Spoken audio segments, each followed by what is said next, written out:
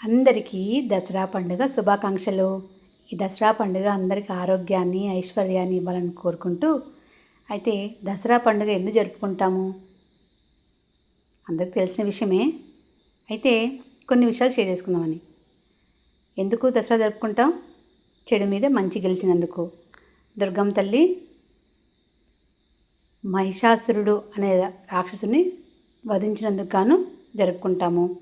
రామయ్య తండ్రి కూడా రావణాసురుడిని వధించడం వల్ల, విజయం సాధించడం వల్ల జరుపుకుంటాము. అంతేనా? మరి ఈ పండుగ మనకేం చెప్తుంది? మన కుటుంబంలో కూడా చెడుపై గెలిచి మంచి అలవాట్లు మొదలు పెడితే ఎంత బాగుంటుంది. ఈ 5 అలవాట్లు పాటిద్దామా? ఒకటోది నిజాయితీ. రామయ్య తండ్రిలాగా కుటుంబంలో ఎప్పుడు నిజం మాట్లాడాలి. రెండవది కోపం అదుపు చేసుకోవాలి. చిన్న చిన్న విషయాలకి, చిన్న చిన్న తగాదాలకి కోపం చూపకుండా ప్రేమతో మాట్లాడగలగాలి. మూడో విషయం గౌరవం, ప్రేమ.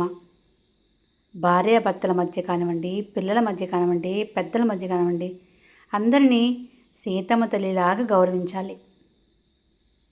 నాలుగో విషయం దురాశకు దూరంగా ఉండాలి.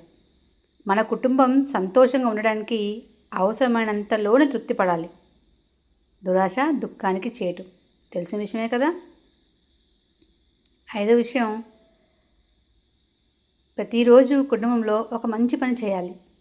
అంటే ఉదయం ఒక మంచి మాట, సాయంత్రం కలిసి భోజనం చేసినప్పుడు, చక్కగా రాత్రి పడుకునేటప్పుడు ఒక స్మైల్, హ్యాపీగా సరదాగా ఉంటూ మాట్లాడుకొని ఒక హ్యాపీనెస్ని పంచుకోవాలి. ఈ దసరా నుంచి మన కుటుంబంలో కూడా చెడుపై గెలిచి ప్రేమతో, ఆనందంతో జీవిద్దాం. మీరేమంటారండి?